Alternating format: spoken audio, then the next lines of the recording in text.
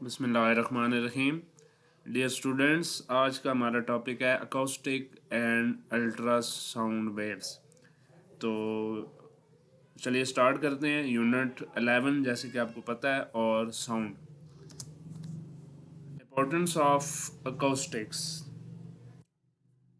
जैसे कि आप जानते हैं कि कुछ ऐसी जगह होती हैं जहाँ पे हमें साउंड वेव्स की रिफ्लेक्शन चाहिए, यानी हमें लाउड साउंड चाहिए होता है। जैसा कि एक कॉन्फ्रेंस हॉल है, एक ऑडिटोरियम है, वहाँ पे चूँकि ऑडियंस की तादाद ज़्यादा होती है, वहाँ पे हमें ज़्यादा लाउड साउंड चाहिए, प्रोमिनेंट साउंड चाहिए। लेकिन घर के अंदर मौजूद कमरे में हमें बाहर का साउंड जो है वो कम से कम चाहिए। तो इस चीज़ को बैलेंस करने के लिए हम अकॉस्टिक्स का इस्तेमाल करते हैं। अकॉस्टिक एक ऐसी चीज़, एक ऐसी टेक्निक है, एक ऐसा मेथड है जिससे आप अनडिज़ायरेबल साउंड को रिमूव कर देंगे, एब्जॉर्ब कर देंगे। कैसे एब्जॉर्ब करेंगे? By using soft and porous surfaces.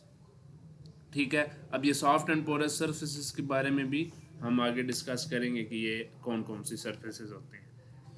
अब सॉफ्ट एंड पोरस सरफेसेस, अब यहाँ से हम ज़रा गौर करें तो रिफ्लेक्शन ऑफ साउंड का मतलब है इको प्रोड्यूस होना।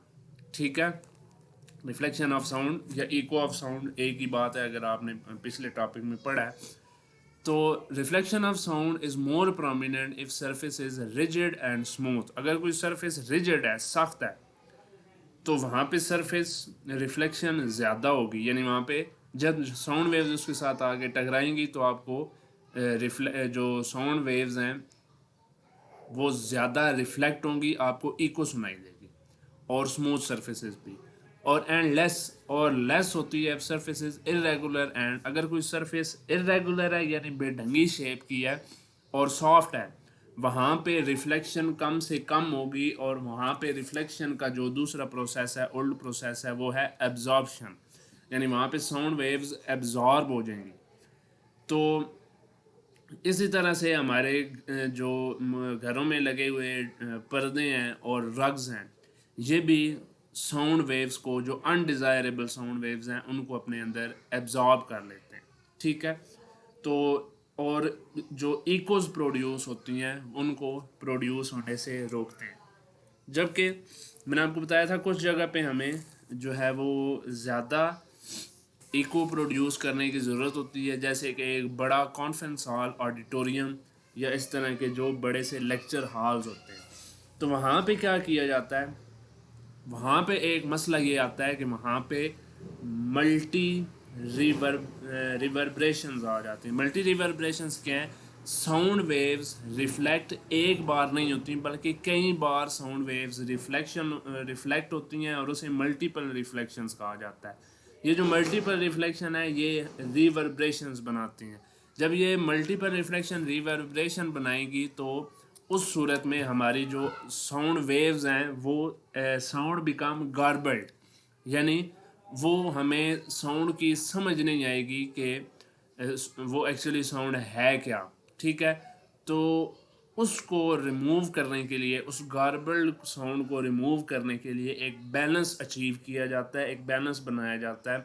और वो बैलेंस किस तरह से बनाया जाता है कि एक अक्सर साउंड बोर्ड को रख दिया जाता है behind the stage in the conference hall, या बड़े से जो कॉन्फ्रेंस हॉल हैं, या जो हमारे पास थिएटर हॉल हैं, वहाँ पे आपने, वहाँ पे अगर आप देखें तो ये, अगर यहाँ पे सोर्स ऑफ साउंड है, यहाँ पे अगर आपके पास कोई माइक है, कोई यहाँ पे शख्स बोल रहा है, तो साउंड वेव्स जो हैं वो इसके पीछे यहाँ पे जो साउंड बोर्ड लगाए जाते हैं उससे टकराती हैं, और इससे टकराने के बाद रिफ्लेक्शन ऑफ साउंड वेव्स होती है, और रिफ्लेक्शन ऑफ साउंड वेव्स होने की वजह से ये जो साउंड वेव्स हैं ये रिफ्लेक्ट होती हैं, इस फर्स्ट मीडियम में वापस आती हैं, और अब यहाँ पे इकोज प्रोड्यूस होंगी, यानी लाउड साउंड यहाँ पे प्रोड्यूस होगा जो कि पूरे हॉल तक जाएगा।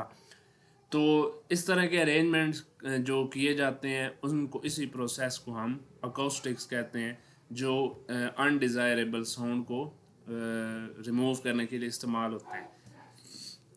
तो यहाँ पे अनडिज़ायरेबल साउंड क्या था? वो गार्बल्ड साउंड वेव थी। अगर आप ये नहीं लगाएंगे तो यहाँ पे रिफ्लेक्शन, मल्टीपल रिफ्लेक्शन होगी, बहुत ज़्यादा तादाद में रिफ्लेक्शन, दीवार के साथ साउंड वेव्स टकराएंगी, सीलिंग के साथ साउंड वेव्स टकराएंगी, फ्लोर के साथ साउंड वेव्स टकराएंगी, जिसकी वजह से मल्टीपल रिफ्लेक्शन होगी, बहुत ज़्यादा, यानी एक ही वेव कई बार रिफ्लेक्ट होगी, जिसकी वजह से वो आपकी जो साउंड वेव्स हैं वो आपस में गुड मोड हो जाएंगी, और जो बंदा यहाँ पे बोल रहा है उसकी आवाज़ एक तो इको के साथ सुनाई देगी और दूसरा गार्बल्ड साउंड होगी, यानी उसमें आपको समझ कुछ भी नहीं आएगा कि what the person is saying. तो ये जो अनडिज़ायरेबल साउंड था, ये जो रिवर्बरेशन की वजह से साउंड प्रोड्यूस हुआ था, उस साउंड को रिमूव करने के लिए हम यहाँ पे ये एक साउंड बोर्ड इस्तेमाल करते हैं, ताकि उस मल्टीपल रिवर्बरेशन को अवॉइड किया जा सके और सिंगल रिफ्लेक्शन की मदद से यहाँ पे हम ऑडियंस तक आवाज़ को पहुँचा सकें। तो ये था अकोस्टिक प्रोटेक्शन का मेथड।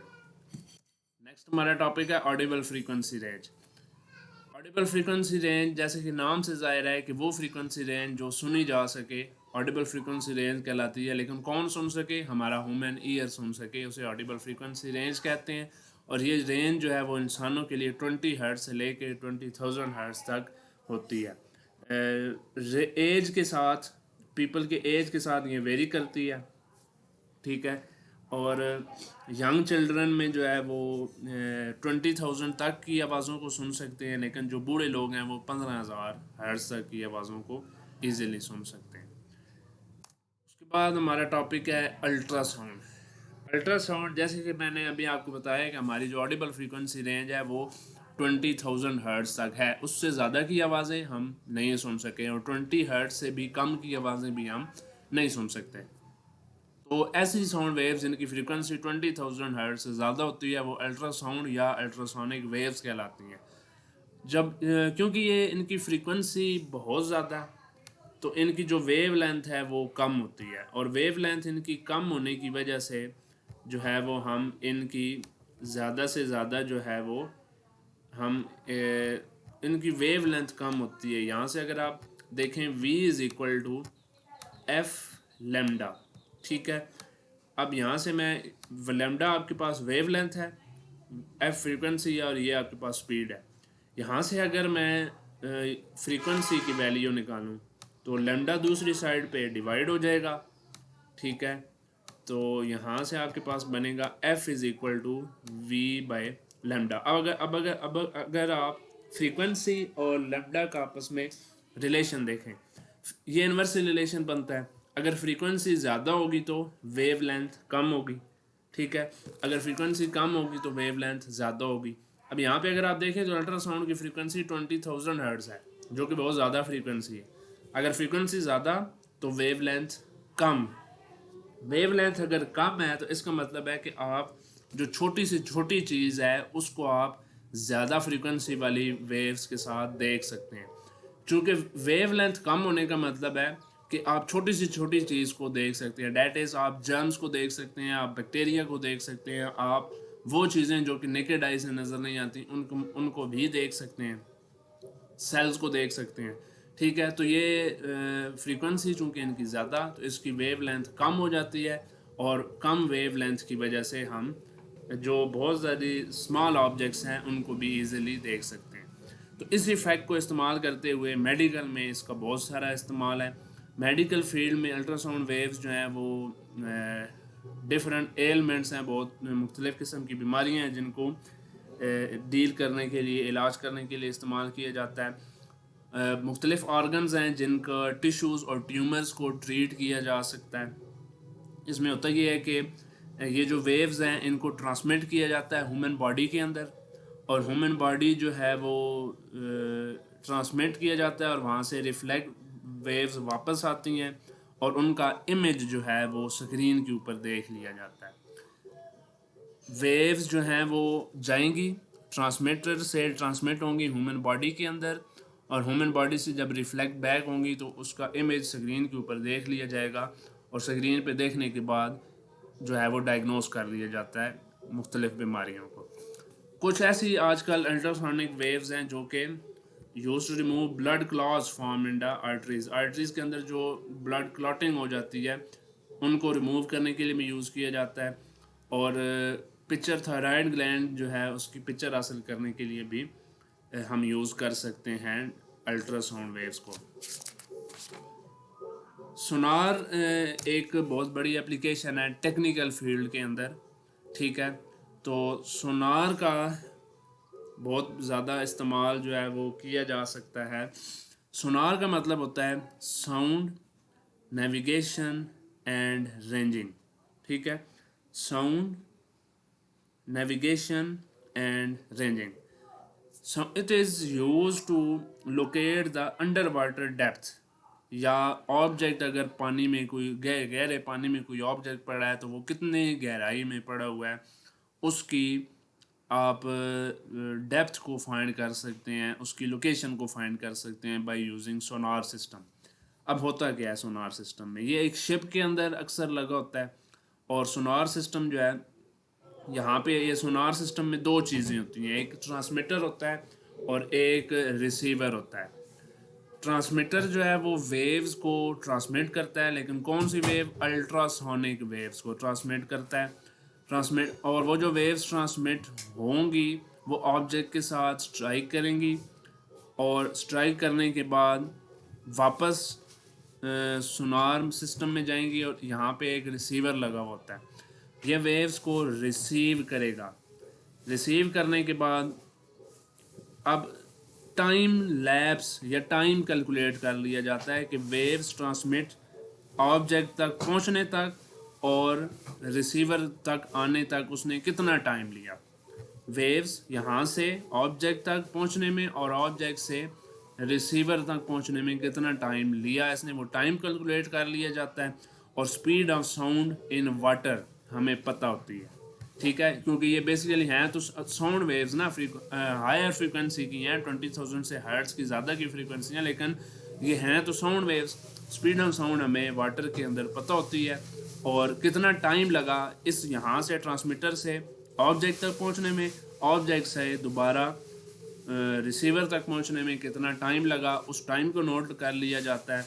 और आप जानते हैं S=VT, इस फार्मूले को इस्तेमाल करके तो यहाँ से फिर वो डिस्टेंस निकाला जा सकता है कि ये ऑब्जेक्ट इस शिप से कितने डिस्टेंस के ऊपर मौजूद है।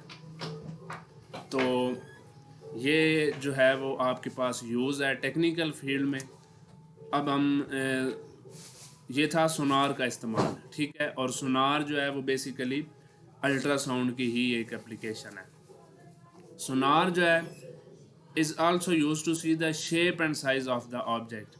ऑब्जेक्ट का शेप और साइज़ दोनों कैलकुलेट करने के लिए सोनार जो है वो यूज़ किया जा सकता है।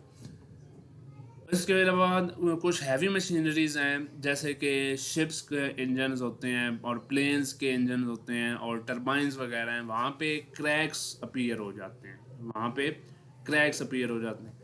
अब वहाँ पे ह्यूमन आई से उन क्रैक्स को, उन फॉल्ट को ढूंढना बहुत मुश्किल होता है।